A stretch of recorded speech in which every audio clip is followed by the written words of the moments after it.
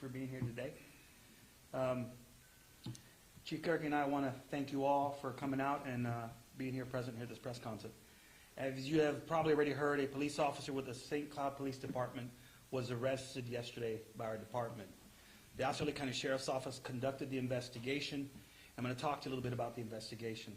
When I'm finished, I'm going to do it in Spanish, and then I'll turn it over to Chief, and then after he's done, we can go with some questions and answers.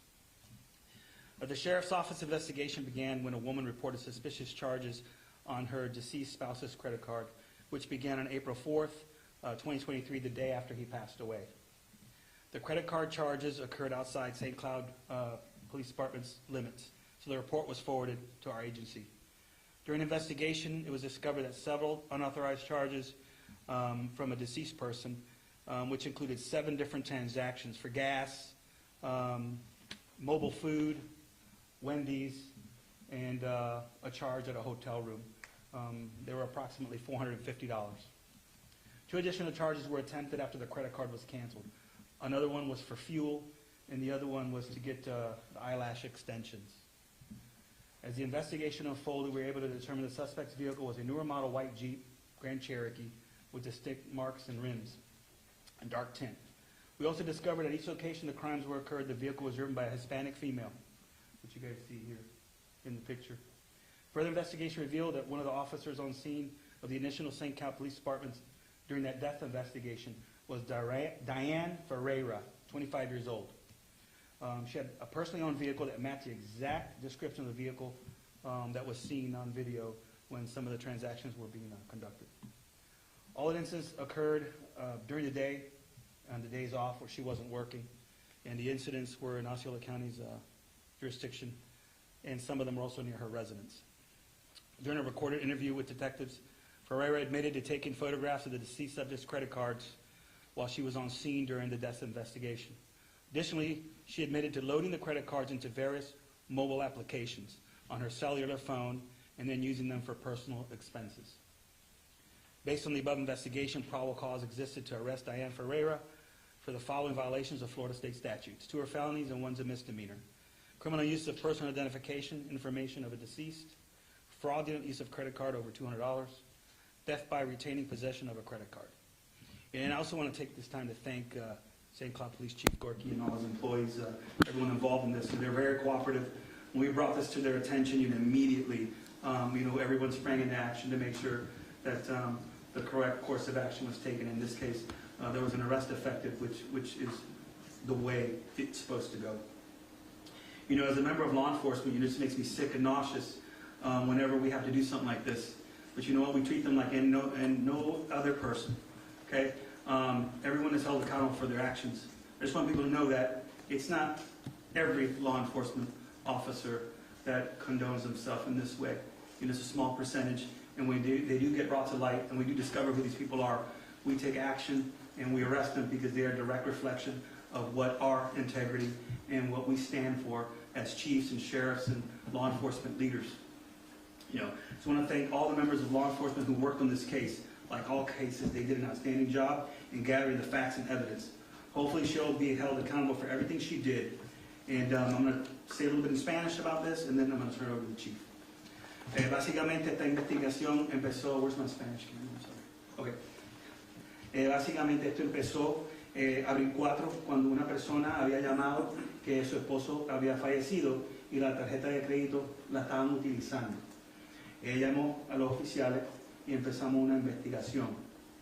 Cuando la investigación se empezó a desarrollar, investigamos que era una mujer, la que ven aquí en la foto, que desafortunadamente era una oficial con la policía de San Cloud. Empezamos a investigar de inmediato, buscamos todas las evidencias que dirigió que ella en sí estaba utilizando esta tarjeta. Ella se rentó hoteles, se hizo las pestañas, compró comida, todas las cosas que no son innecesarias para sostenerse como un ser humano del día a día, y tampoco no hay excusa para cometer estos actos. Ya que la investigación se concluyó, ella fue arrestada ayer, y esta es ella, la arrestaron como ven aquí, y los cargos son 3, 2 felony y un misdemeanor, usando la tarjeta de crédito comprando compras más de $200, utilizando la información de una persona que ha fallecido y reteniendo la posesión de una tarjeta de crédito que no es suyo. Eso también es un crimen. Y le queremos dar las gracias al Chief Kirky y todos los empleados en el St. Cloud Police Department. Pero cuando esto se le llamó la atención a él, de inmediato cooperaron y empezamos juntos a trabajar para asegurar que justicia fue servida. Y como le dije, que nosotros como oficiales trabajamos muy duro para mantener la integridad de esta chapa y esta placa. Y cuando gente como oficiales cometen estos delitos, o sea, que es un bochorno y es algo que nosotros lo tomamos muy personal, porque la integridad de nosotros y la gente que trabaja directamente para nosotros son una reflexión directa de lo que nosotros creemos como líderes del Departamento de Policía. Ahora ya está en la cárcel y lo voy a pasar al Chief para que le hable un poquito del incidente.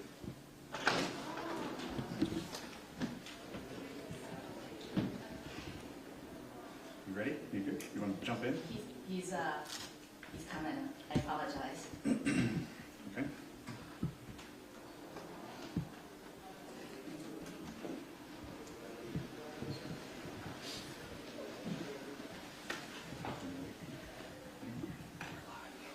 Okay. Well, good morning, and thank you for being here. First and foremost, I want to offer my sincerest apology to the victim of this horrible incident. To take advantage of a person in a time of need is absolutely reprehensible. I also want to thank Sheriff Lopez and his detectives for prioritizing this case and conducting a thorough investigation into this matter. I'm proud and honored to wear this uniform. I love nothing more than to share the amazing work of the men and women, not only in the St. Cloud Police Department, but in law enforcement in general, of what they do on a daily basis. Since my appointment as Chief of Police, we've engaged our community countless times and at many events. Our work and partnerships we create in our community help to build trust and legitimacy for our agency. That being said, I have no tolerance for officers who harm our community or violate its trust. I stand before you today for that very reason, accountability. When the matter involving Diane Ferrer was brought to my attention, we worked very closely with the Osceola County Sheriff's Office to assist them in conducting their criminal investigation and providing them with whatever resources they needed. As a result, Ms. Ferrer was interviewed at the St. Cloud Police Department. Upon the interview's conclusion, she was immediately relieved of duty without pay, and an internal affairs investigation was initiated. The following day, Ms. Ferrer tendered her resignation. I will tell you that the information uncovered during this investigation shocked and appalled me. It directly violates everything that I expect and demand from our law enforcement officers. After detectives obtained the warrant, I ensured she was arrested with her handcuffs before being transported to jail. Let me restate that one more time. She was arrested with her handcuffs before being transported to jail. The badge she wore in her uniform is tarnished and will never be issued again. In fact, it's going to be destroyed. There is a saying, nobody hates bad police officers more than good officers. I will be asking our state attorney to prosecute this case to the fullest extent of the law. Ms. Ferrer was hired in August of 2021 as a recruit in a corrections crossover academy and became certified as a law enforcement officer in February of 2022. She went through our field training process and has been on the road as a solo police officer for approximately 11 months. She has no prior discipline at the St. Cloud Police Department. Her resignation was recorded on Florida Department of Law Enforcement Form 61, which is the affidavit of separation, which we are required to file. It explains that she resigned while being investigated for moral character standard violations. Our internal affairs investigation will be completed after her criminal case is concluded, and it will be forwarded to the state. To our St. Cloud residents and visitors, I want to reaffirm to you once again that this person's actions are in no way reflective of the fine men and women that take their oaths seriously and dedicate their lives to the service of others. As I have said numerous times, I will be the first to remove someone from their uniform if they do anything to dishonor the oath they took, which harms our community, our agency, or our profession. I am proud to say that the entire St. Cloud Police Department shares this view and will not tolerate nor work alongside anyone that violates these principles. Thank you. If you have questions in Spanish, just let me know them in English, and we'll we'll take turns and do it. Vamos así, después de la entrevista ella admitió, confesó. Perdona, ¿cómo fue? Después de la entrevista ella admitió, confesó lo que había hecho. Sí, ella admitió que le tomó la foto a la tarjeta de crédito y la download en unas aplicaciones para hacer varias compras. Can you repeat that in English, please? But he asked if she admitted to doing it, and she did. She admitted to taking snapshots of the credit card and then downloading it into certain applications that she had on her phone. Did she seem remorseful when she got caught? Well, you know, I don't have that because I wasn't there during the interview. The important thing is that she was caught and she was arrested. You know, we're not going to tolerate this from anybody, and we're not treating her any different from anybody.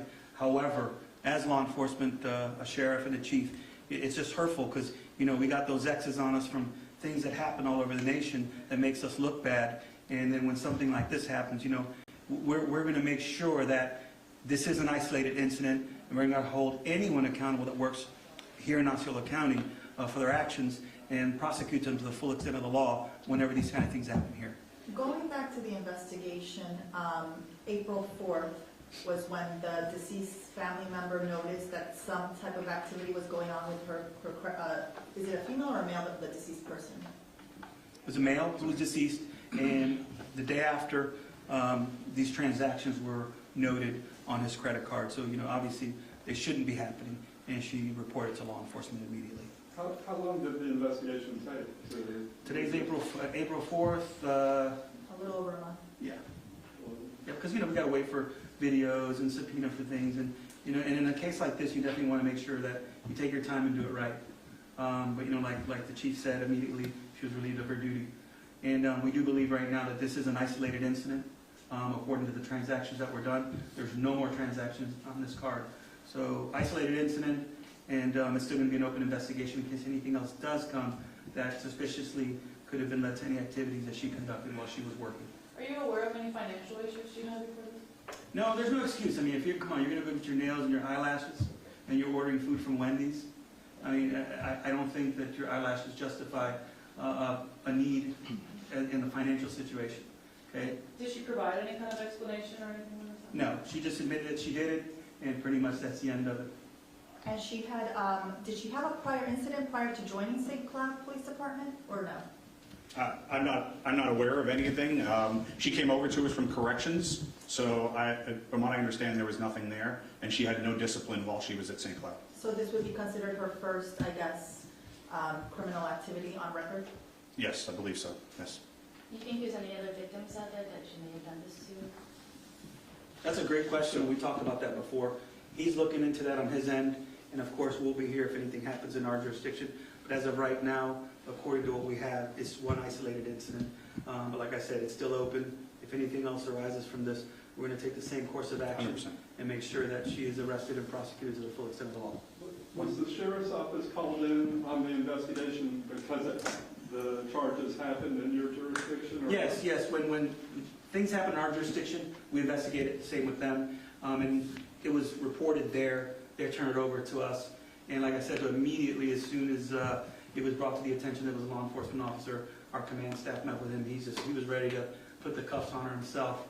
But, you know, we make sure that we take our time, do it right, because the end result is what we all want, justice for the victim, and make sure that they're prosecuted to the full extent of law. And we put good cases together for prosecution, so when it goes to the state, there's no excuses for it to get dropped or thrown back, and she'll go to jail, hopefully, for a good amount of time and think about what she did. Have you guys spoken to the victim's wife afterward? What was her reaction? I actually did, and she was I did not. My detective spoke to her. She was very grateful. She knows that there's arrest has been made, and she was very appreciative that we took action and pretty much effected an arrest very rapidly.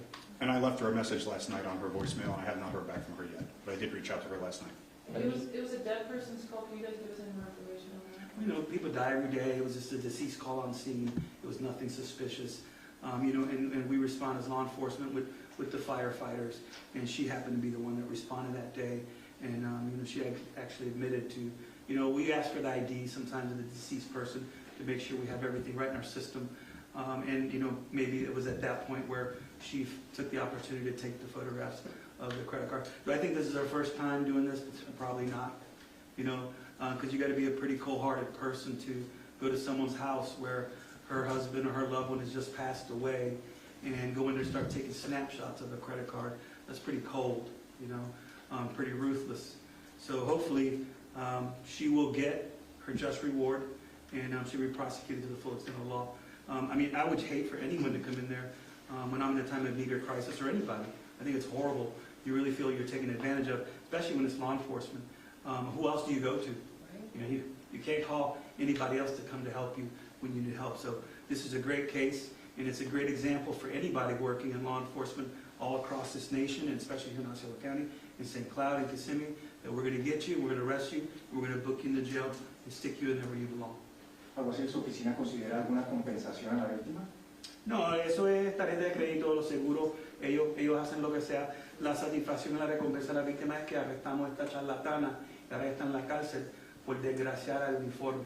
O sea, ahora ya sabemos que esta mujer jamás va a trabajar como oficial aquí en este estado. Ahora, si se va en otro estado, ese es el problema de ellos. Pero aquí en el estado de la Florida, nosotros vamos a asegurar, él ya empezó el proceso, le vamos a revocar todo para que ella no trabaje aquí más. Ojalá ni como guardia de seguridad. Has she been, is she going to be released on bond, do you know? Eventually, it's a $4,000 bond. Everybody has the right to bond. I don't know if it's been posted or not. I didn't really look into that. The important thing is that she's in jail now, and I hope $4,000 was worth it, because she didn't get that much on these transactions, probably about $500 worth. So, you know, the just never, it doesn't never justify what she did, and it never pays out. So hopefully this will be a really good lesson learned for her. When the incident occurs, is there any indication that this information was just sitting out and you can suspiciously just take a photo, or did you have to do some digging to get to it? I mean, I don't know about you, but when I open my wallet, my credit cards are there. You know, if my ID is there, maybe Maybe she had to open up the maybe wallet. the victim was distraught. And, hey, can we have your ID here? There's his wallet. You never know, because when people trust us, you know, and victims are vulnerable. We see that all the time, you know. Just go ahead. So at the house, basically the firefighters were actually working through getting the information about the patient. So the wallet was already out and open. So I can't say when she actually took those photos, but it usually by more matter of course for medical calls, they'll get their ID and potential insurance information and things like that. So that's basically most likely, I believe, how it occurred. So it's a medical call. It was a medical call at the house for a cardiac-related incident, and that's basically what we call our police officers. I'm sure as deputies, we also respond to medical calls in a timely fashion to try to assist medical, especially if it's an overdose or some type of cardiac call, CPR in progress. We will actually send our officers there to start that medical care before the fire department can get there. I may have missed it. Did she have any prior relationship that you're aware of to the party, to the family? No. Is this the first time you guys can recall someone taking advantage of someone like this as an officer in your careers? I haven't seen this one here run since I've been here at the department. So I've been 21 years with the Orlando Police Department. Unfortunately, we've taken law enforcement officers off the street in the past. I've never seen anything like this, to be honest with you. And now I'm 25 years in law enforcement. It's an absolute disservice to what we do every single day to our communities. So I've never seen anything like this. Was she remorseful? I had limited interactions with her when we were walking her back out of the building, so I'm not even going to speculate on whether or not she's remorseful or not. I'm sorry. It's for the damage that she's done. I'm more remorseful about what she did for our community, because I want them to build that. We build that trust every single day with our community, and it's definitely not reflective in that one person. So it's so important that the community knows that we take care of these things. We do not want people. I want police officers and we want deputies that come to work every single day. And I will tell you, by us doing this, makes it even stronger that good police officers, good law enforcement officers are going to want to come to these communities, because they know we don't tolerate bad officers and bad deputies. So I think that's very important. When you speak of damage, it's really damage to the image of your department, all law enforcement, right? Because the family will probably recover their losses financially, right? Yeah, with a credit card, an illegal credit card usage, they're not responsible for that anyway.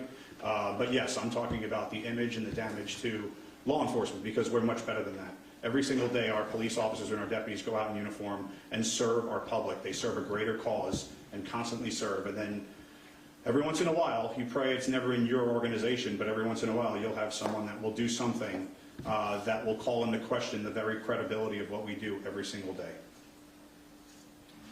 Did she offer any explanation as to why she did this or why she thought it might be okay to do it? Again, we were not part of the investigation or the interview process, but we will both add that there is never a good explanation for doing anything like this when you wear this uniform and swear an oath to your badge. There's never a good time to do that, ever. He's an officer, rank-wise, right? Officer? Just a police officer, yes. And I don't even try not to use that term anymore, officer.